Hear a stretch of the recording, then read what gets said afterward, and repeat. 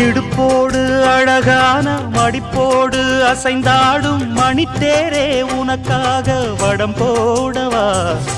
இடையோடு இடை சேர இதமான கொதிப்பேர பசும் பொன்னே உனை கொஞ்சம் புடம் போடவா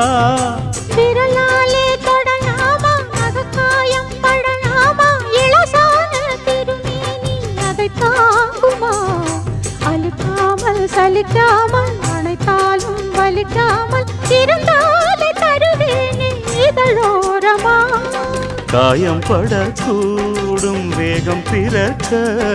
பூச்சல் விடக்கூடும் நானும் தவிக்க